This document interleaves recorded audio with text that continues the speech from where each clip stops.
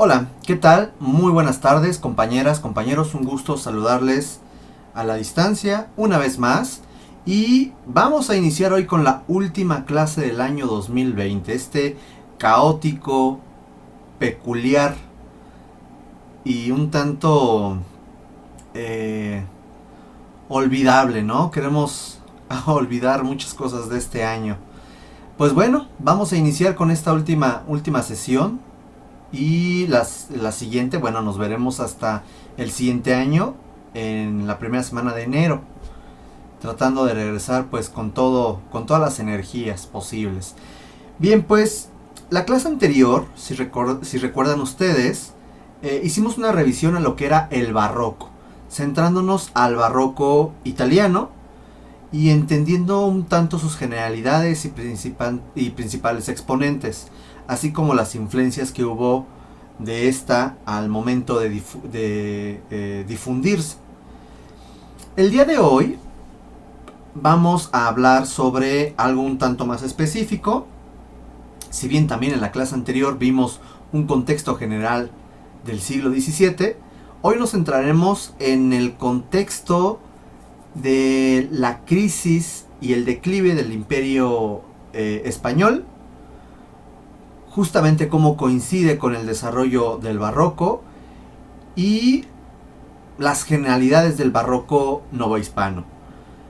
Las siguientes clases, que son 4 las que faltan ya en enero, nos vamos a centrar específicamente en barroco. El barroco novohispano, centrándonos en la Ciudad de México. Pues vamos a iniciar. De entrada quiero que vean esa imagen que está en su pantalla. Si hablamos un tanto del barroco italiano y recordando un tanto nuestro imaginario, lo que ubicamos como barroco, como algo muy decorativo, muy escenográfico, muy teatral, de pronto aquí vemos un lenguaje que nos recuerda un tanto más a lo clásico, pero no es clásico, esto no es plateresco, esto no es herreriano, ya que de pronto hay algo que de pronto se vuelve algo realmente extraño. Si se fijan, falta una columna. Y arriba vemos una columna. O sea, de pronto pareciera que hay algo extraño en esta composición y rompe el diseño ortodoxo que podemos encontrar, por ejemplo, en el herreriano. Bueno, ni el manierismo lo hacía. Aquí estamos viendo cómo dos arcos se encuentran apoyados entre sí a partir de sus riñones, generando un equilibrio, y por lo tanto la imposta se sustituye por un pinjante. El pinjante es un elemento que pareciera que cuelga y se sustituye la columna. Esto, además de ser un avance tecnológico, es una ilusión óptica, no porque no exista, sino por este juego del equilibrio del peso gráfico. eh, bueno, no solamente gráfico, sino un peso físico, en donde pareciera que esto en cualquier momento pudiera caerse. Esto que nosotros estamos viendo es parte del interior del Palacio de la Santa Inquisición, después llamada Escuela de Medicina, de uno de los arquitectos barrocos de la Ciudad de México más famosos, que es Pedro de Arrieta, del cual hablaremos posteriormente. Quiero que se den cuenta cómo de pronto no todo el barroco es excesivamente decorado, pero sí encontramos que el barroco maneja elementos que nos recuerdan a lo clásico en sus molduras, en su composición, más no en sus proporciones. Eso es algo ya barroco. Poco a poco iremos entendiendo estas características. Bien, pues vamos a tratar de ubicar a estos reyes. Los 3 primeros ya los hemos mencionado anteriormente. Está Carlos I, Carlos V, Felipe II, Felipe III. Estos 3 reyes vienen a ser los representativos de todo el siglo XVI, entendiéndose como el desarrollo, consolidación, apogeo y el inicio de la crisis del imperio español.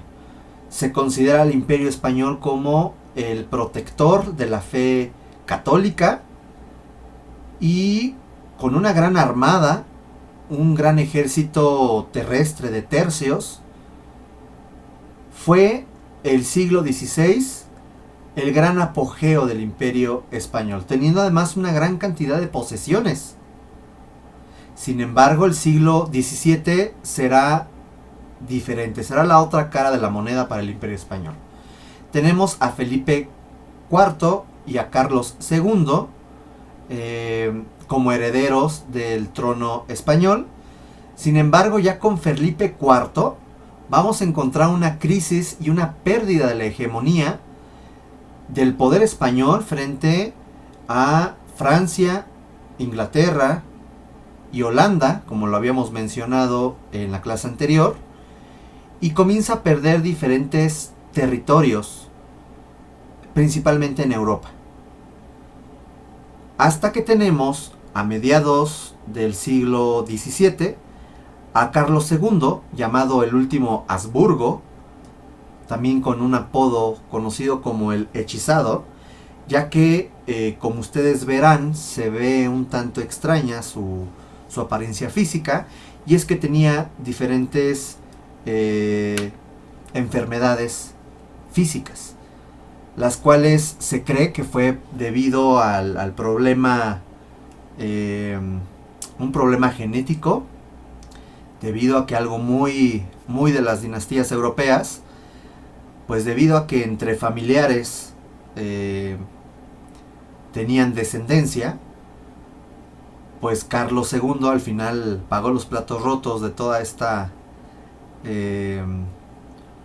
pues toda esta locura que se dio en su familia, ¿no? De primos con hermanos y no sé qué tanta cosa. Y al final Carlos II, el hechizado, no podía tener hijos, era estéril. Y eso ocasionó una guerra, se le llama guerra de secesión, en el año 1700, que él fallece, y por lo tanto buscan nuevos pretendientes al trono, ya que no dejó hijos. En ese entonces también se pierde una gran cantidad también de territorios, y el Imperio Español comienza a mermarse. De hecho, justamente en el siglo XVII vemos que Portugal se independiza de España. El territorio de Flandes, que es una parte de Bélgica, de Holanda, y comienza una guerra en Europa, la llamada Guerra de los 30 años, que si bien tuvo un inicio, una base de crisis religiosa entre protestantes y católicos, hay un trasfondo político, una guerra entre dos grandes dinastías. Una dinastía conocida como la dinastía de los Habsburgo, la cual para ese entonces se dividía en dos casas, por así decirlo. Los Austria-Habsburgo, ubicado en la región de Austria, y los Habsburgo españoles, que es los que encontramos aquí. Estos tienen una tradición medieval. Sin embargo, en el siglo XVI surge una dinastía francesa llamada la dinastía de los Borbones, la cual, buscando una hegemonía en Europa, pues realmente hay una lucha en esta guerra de los 30 años entre los Borbones y los Habsburgo. Finalmente los Borbones comienzan a tener mayor hegemonía y los Habsburgo comienzan a perder esta influencia sobre Europa, y se va a ver manifiesta también en esta guerra de secesión en España. Aquí podemos ver un mapa del siglo XVII, donde podemos ver cómo hay un desbarajuste en lo que es el Sacro Imperio Romano Germánico al centro del territorio europeo, en donde vemos cómo hay una serie de territorios que o se van sumando a Francia, o los va perdiendo España y estos se independizan, o se unen a las posesiones de los Habsburgos austriacos, y se comienza a generar un rompecabezas europeo complicado. Vamos a encontrar aquí un árbol genealógico en donde vemos a Felipe III, que va a tener 3 hijos. Ana de Austria, María de Austria, Felipe IV, y Felipe IV es el que va a tener al último Habsburgo, a Carlos II, rey de España, junto con sus hermanas María Teresa y Margarita. ¿A qué vamos con esto? Una vez que se muere Felipe IV y deja a Carlos II en el trono, y este, al no tener descendencia, pues no tiene un tío varón, tiene tías, las cuales no podían ser reinas de España, ya que tenía que ser un varón. Entonces las tías se descartan y se busca a los primos. Y entre los primos vamos a encontrar a Luis IV, que además está casado con la hermana de Carlos II. Luis XIV, perdón, es rey de Francia. Y del otro lado tenemos a Leopoldo, archiduque de Austria, que en unas primeras nupcias se casará con Margarita, también hermana de Carlos II, y por lo tanto va a tener unos sobrinos. Este sobrino llamado Luis y la otra llamada María Antonina, serán las ramas de los Borbones y de los Austria, en donde se buscaría al posible heredero del trono español. ¡Qué relajo! Finalmente encontramos a Felipe, duque de Anjou, del lado de los Borbones de Francia, y a archiduque Carlos de Austria como el posible pretendiente al trono de España por lado de los austriacos, de los Habsburgo. Al final la guerra lo gana Felipe, quedando como Felipe V de España, y por lo tanto lo que va a pasar es que hay un cambio de dinastía en España. De hecho, hasta vean la ropa que tenían y de pronto vean a los Borbones. No, bueno, con sus pelucones y la ropa tan barroca, tan quizás ya rococó. Y esto va a ser algo significativo. Hay un cambio de dinastía y esto lo vamos a ver más adelante. Los Borbones van a traer consigo una serie de cambios. Algo que se van a llamar reformas borbónicas, va a haber cambio en el desarrollo artístico, etc. Eso lo vamos a ver al final del semestre. Vamos a encontrar que además, dentro del siglo XVII, que les estaba diciendo en este mapa un tanto caótico, vemos aquí algunos territorios que fue perdiendo España en el territorio europeo. Y quiero que nosotros veamos este paralelismo que encontramos con el desarrollo del barroco. Estos son los principales núcleos barrocos. Italia, esta región del Sacro Imperio Romano Germano, que es la parte de Austria, la parte de Múnich, la parte de Praga, Dresde, Würzburg, que es una parte de la Europa Central, lo que son los Países Bajos, Holanda, y lo que es España y Portugal. Estos son los principales centros barrocos en el siglo XVI y XVII. Lentamente irían influenciando durante finales del siglo XVII y lo que es el siglo XVIII al resto de Europa. Vamos a encontrar que el barroco italiano es un difusor del catolicismo, muy escenográfico y teatral. De hecho, surge un concepto llamado el Theatrum Sacrum, que es el teatro sacro, que se refiere a esta tendencia en donde la arquitectura, la pintura y la escultura se unen para generar una arquitectura monumental y escenográfica muy significativa. Encontramos formas curvas, oblicuas, trampantojos, que son ilusiones ópticas, y manejo de formas clásicas. El barroco español va a asimilar rápidamente este desarrollo barroco, esta influencia, y se convertirá, además de ser difusor del catolicismo, en un reflejo del poder del rey. También con un carácter escenográfico y teatral, y se va a componer por diferentes regionalismos. Ahorita explicaré qué es eso. Y también se va a caracterizar por una imaginería religiosa en las esculturas. Esto es una gran cantidad de esculturas de madera, policromadas y estofadas que vamos a encontrar dentro de las iglesias barrocas españolas. Aquí pongo como entre paréntesis porque generó como dudas la clase anterior. ¿Qué onda con el barroco francés? Como tal no existe el término barroco francés, se le llama clasicismo francés. Y este clasicismo lo que busca es ser un reflejo del poder absoluto del rey, siendo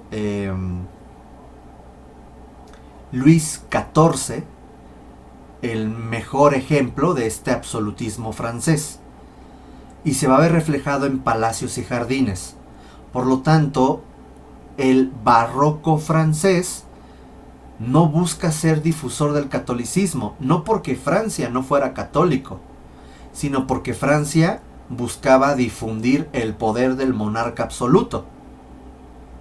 Entonces se vio reflejado de otra forma, mediante una monumentalidad y el manejo de órdenes clásicas como base.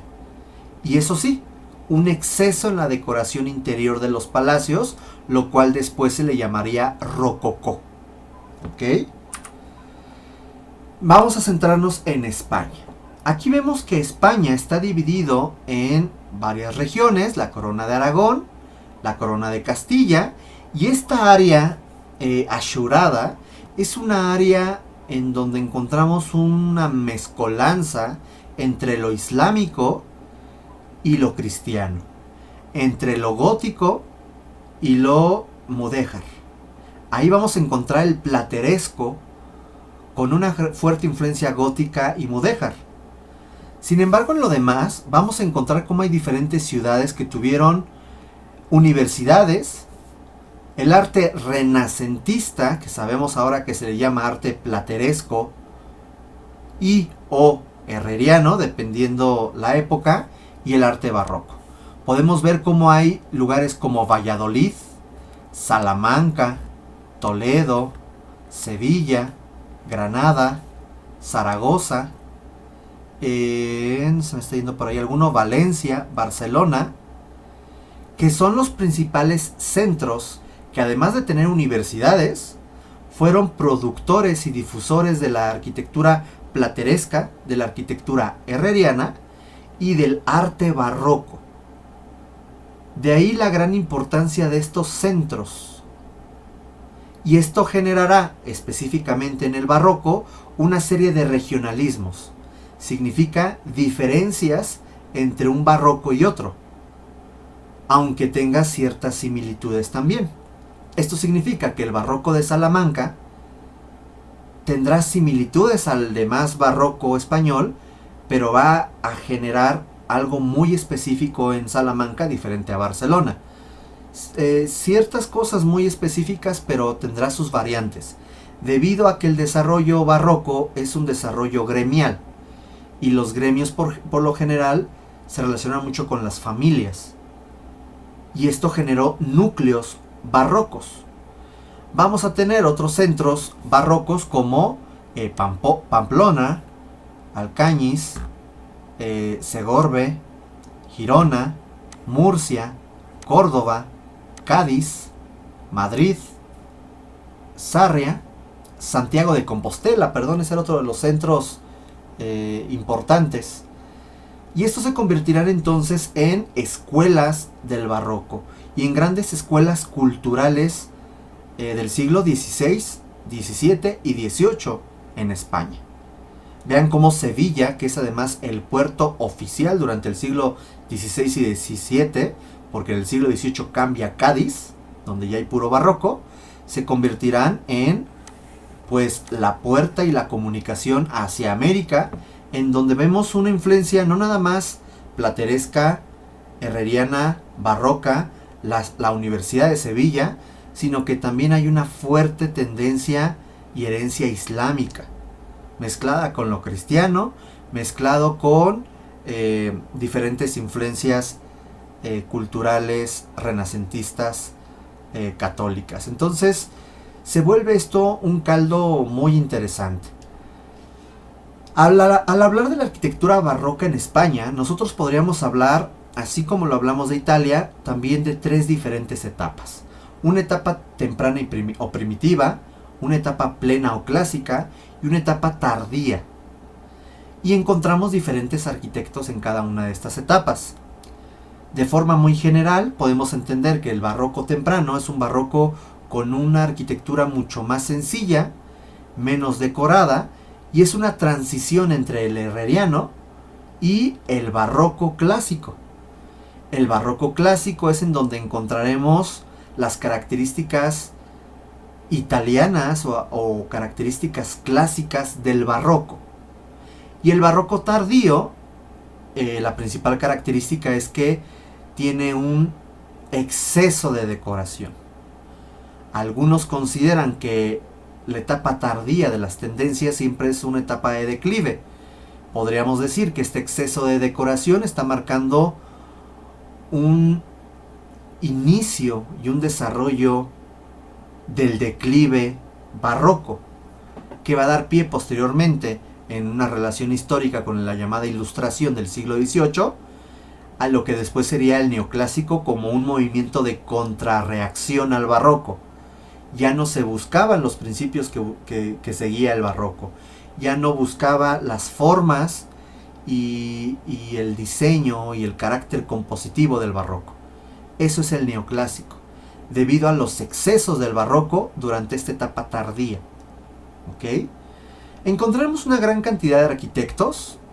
Quiero nada más señalar, por ejemplo, en estas dos obras que son de Juan Gómez de la Mora, de este barroco temprano, cómo podemos ver un barroco muy clásico, muy clásico en el sentido del manejo tan poco decorativo, y clásico que nos recuerda al manejo herreriano de estas torres. De pronto nos recuerdan al monasterio del Escorial, por ejemplo. El manejo de los arcos, de la monotonía del ritmo, los cuerpos, las cubiertas.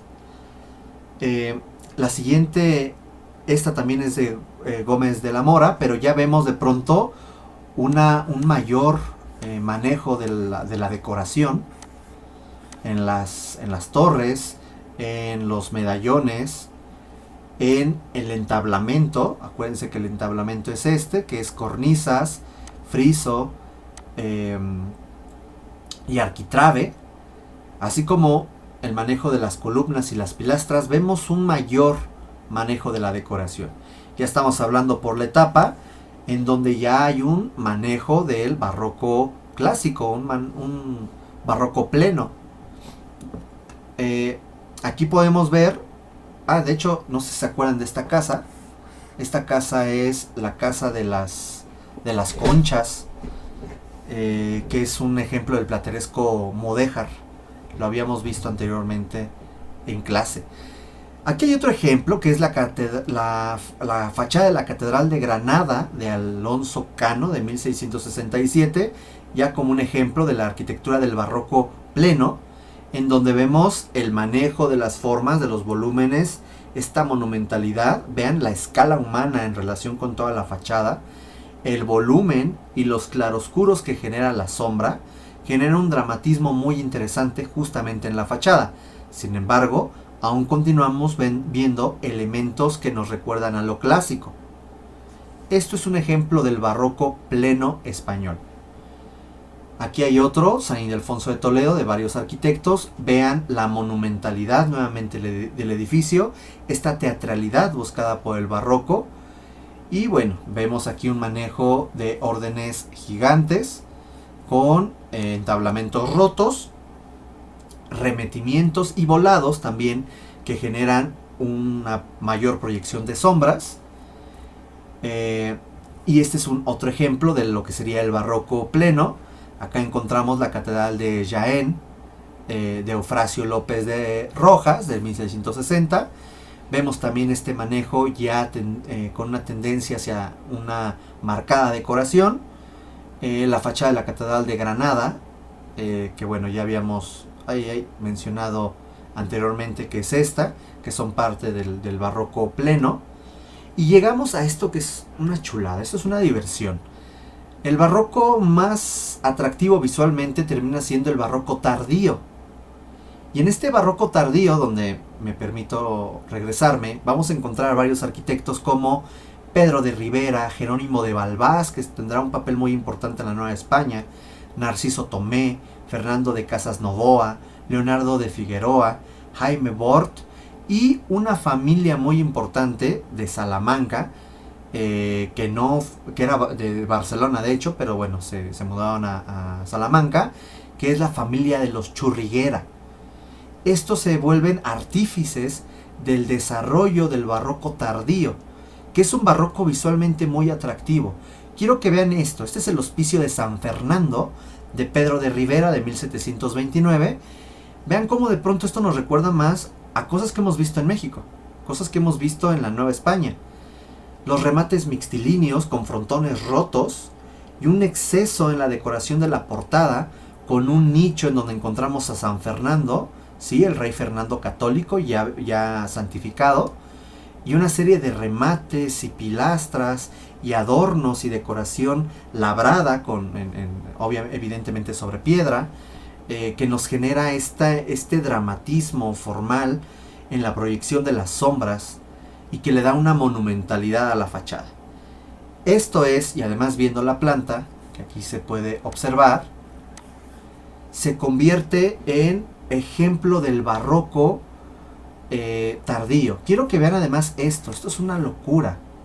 Aquí estamos viendo un cortinaje, o sea, es una especie de cortina labrada en piedra. Eso es fantástico. Aquí encontramos la fachada del Obradorio de Santiago de Compostela de Fernando Casas y Novoa del siglo XVIII. Vean cómo de pronto nos recuerda un tanto a la Catedral Metropolitana por el manejo de los campanarios, y de pronto cómo la estructura se hace tan evidente, pero a su vez genera una decoración por la proyección de sombras, por los remates, por evitar que haya paños limpios. Al contrario, hay una cantidad de remetimientos y sale, etcétera. Además, la monumentalidad nuevamente hace que sea un ejemplo característico de la arquitectura barroca tardía. Este, que es el monasterio de Unclés por Pedro de Rivera de 1735, vemos nuevamente este manejo de la decoración en esta portada. Ah, caray, me espantó, se abre la puerta, me dije, ya viene por mí el chamuco. No, fue mi gato. Pero sí, bueno, me espanté un poco. Estamos viendo entonces el manejo también de elementos clásicos, como estas pilastras entableradas, pero de pronto los remates tienen cierta decoración. El mismo remate de los accesos, de los vanos, estos óculos en la parte superior, también están evidenciando el manejo del barroco tardío. Vean esta chulada, es la Catedral de Murcia por Jaime Bort. Vemos un abocinado, una fachada en donde de pronto está abocinada y tiene una fachada curva, recordando nuestras fachadas que vimos en Italia, con un frontón circular roto, y además la parte central enfatizada con esta jerarquía por altura y por talla, con estos intercolumnios a manera de nichos que se están generando en ambos cuerpos, con un manejo aún claro de un lenguaje clásico que, insisto, en proporciones ya no es ni renacentista, ni es esta ortodoxia clásica manejada por Palladio y Vignola. No, ya no, ni Alberti. No, ahora son 100 composición, 100 molduras, pero rompe con la escala, rompe con las proporciones. Vean la altura de estas esculturas. Aquí hay una escala humana, vean. Es asombroso esta teatralidad. De pronto parece como una gran escenografía. Y bueno, en la siguiente parte de la clase continuaremos con la familia Churriguera y pues nada, en breve continuamos.